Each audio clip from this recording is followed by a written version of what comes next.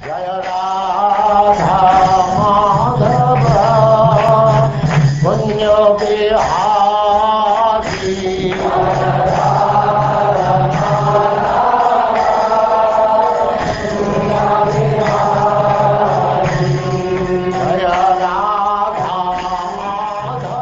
And now chapter 57.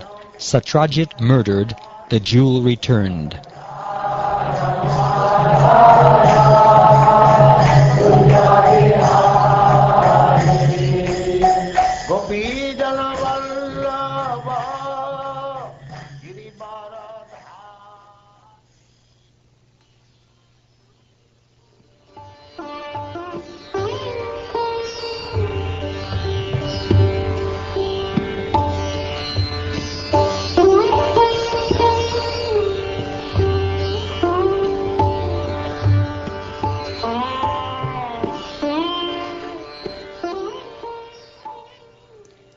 Sri Badarayani said, although Lord Govinda was fully aware of what had actually occurred, when he heard reports that the Pandavas and Queen Kunti had burned to death, he went with Lord Balaram to the kingdom of the Kurus to fulfill the family obligations expected of him.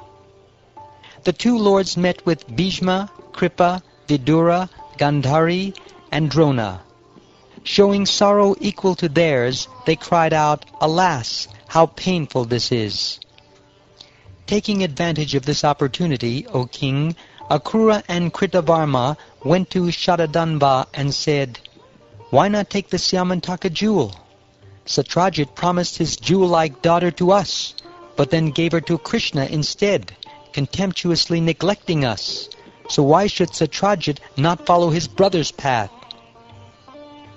His mind thus influenced by their advice, wicked Shatadanva murdered Satrajit in his sleep, simply out of greed. In this way the sinful Shatadanva shortened his own lifespan. As the women of Satrajit's palace screamed and helplessly wept, Shatadanva took the jewel and left, like a butcher after he has killed some animals. When Satyabhama saw her dead father, she was plunged into grief. Lamenting, my father, oh, I am killed," she fell unconscious. Queen Satyabhama put her father's corpse in a large vat of oil and went to Hastinapur, where she sorrowfully told Lord Krishna, who was already aware of the situation, about her father's murder. When Lord Krishna and Lord Balaram heard this news, O king, they exclaimed, "Alas! This is the greatest tragedy for us." Thus imitating the ways of human society, they lamented, their eyes brimming with tears. The Supreme Lord returned to his capital with his wife and elder brother. After arriving in Dwarka, he readied himself to kill Shatadanva and retrieve the jewel from him. Upon learning that Lord Krishna was preparing to kill him, Shatadanva was struck with fear. To save his life, he approached Kritavarma and begged him for help, but Kritavarma said, "I dare not offend the Supreme Lords, Krishna and Balaram. Indeed, how can one who troubles them expect any good fortune? Kamsa and all his followers lost both their wealth and their lives because of enmity toward them. And after battling them 17 times, Jarasandha was left without even a chariot."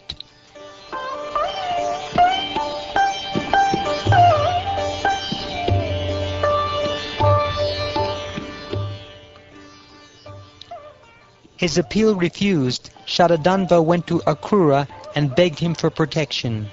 But Akrura similarly told him, "Who would oppose the two personalities of Godhead if he knew their strength? It is the Supreme Lord who creates, maintains, and destroys this universe simply as his pastime.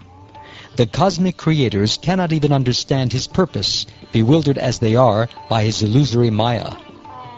As a child of 7, Krishna uprooted an entire mountain and held it aloft as easily as a young boy picks up a mushroom. I offer my obeisances to that Supreme Personality of Godhead, Krishna, whose every deed is amazing. He is the Supreme Soul, the unlimited source and fixed center of all existence.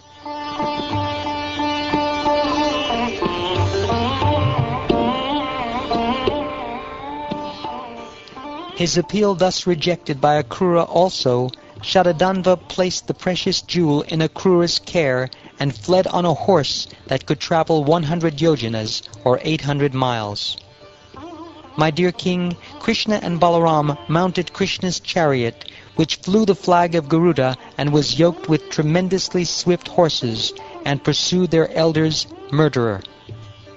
In a garden on the outskirts of Mithila, the horse Shatadanva was riding collapsed. Terrified, he abandoned the horse and began to flee on foot, with Krishna in angry pursuit.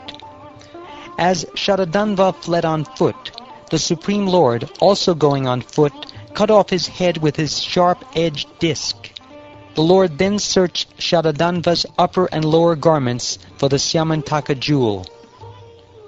Not finding the jewel, Lord Krishna went to his elder brother and said, "We have killed Shatadanva uselessly. The jewel isn't here." To this Lord Balaram replied, "Indeed, Shatadanva must have placed the jewel in the care of someone. You should return to our city and find that person. I wish to visit King Videha, who is most dear to me." O king, having said this, Lord Balaram, the beloved descendant of Yadu, entered the city of Mithila. The king of Mithila immediately rose from his seat when he saw Lord Balaram approaching. With great love, the king honored the supremely worshipable Lord by offering him elaborate worship as stipulated by scriptural injunctions. The Almighty Lord Balaram stayed in Mithila for several years, honored by his affectionate devotee Janaka Maharaj. During that time, Dhritarashtra's son Duryodhana learned from Balaram the art of fighting with a club. Lord Keshava arrived in Dwarka and described the demise of Shatadanva and his own failure to find the Syamantaka jewel. He spoke in a way that would please his beloved Satyabhama. Lord Krishna then had the various funeral rites performed for his deceased relative Satrajit. The Lord attended the funeral along with well-wishers of the family. When Akrura and Kritavarma, who had originally incited Shatadanva to commit his crime, heard that he had been killed, they fled Dwarka in terror and took up residence elsewhere. In Akrura's absence, ill omens arose in Dwarka, and the citizens began to suffer continually from physical and mental distresses, as well as from disturbances caused by higher powers and by creatures of the earth. Some men proposed that the troubles were due to Akrura's absence, but they had forgotten the glories of the Supreme Lord, which they themselves had so often described. Indeed, how can calamities occur in a place where the personality of Godhead, the residence of all the sages, resides?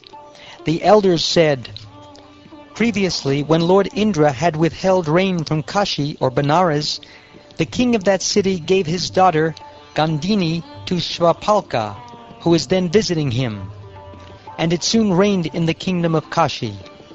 Wherever his equally powerful son Akrura stays, Lord Indra will provide sufficient rain. Indeed, that place will be free of miseries and untimely deaths."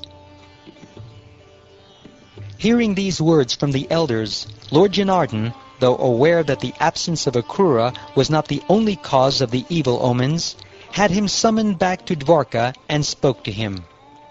Lord Krishna honored Akrura, greeted him confidentially, and spoke pleasant words with him. Then the Lord, who was fully aware of Akrura's heart by virtue of his being the knower of everything, smiled and addressed him. "O Master of Charity, surely the opulent Syamantaka jewel was left in your care by Shatadanva and is still with you. Indeed, we have known this all along. Since Satrajit had no sons, his daughter's sons should receive his inheritance. They should pay for memorial offerings of water and pinda, clear their grandfather's outstanding debts, and keep the remainder of the inheritance for themselves.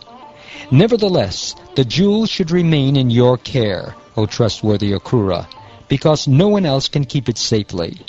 But please show the jewel just once, since my elder brother does not fully believe what I have told him about it.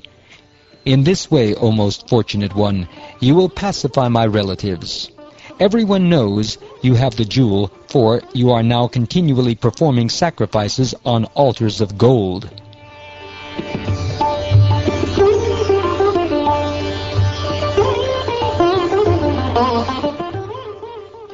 Thus, shamed by Lord Krishna's conciliatory words, the son of Shvapalka brought out the jewel from where he had concealed it in his clothing and gave it to the Lord. The brilliant gem shone like the sun.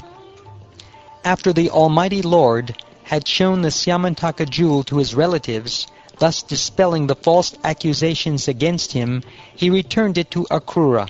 This narration, rich with descriptions of the prowess of Lord Sri Vishnu, the Supreme Personality of Godhead, removes sinful reactions and bestows all auspiciousness. Anyone who recites, hears, or remembers it will drive away his own infamy and sins and attain peace.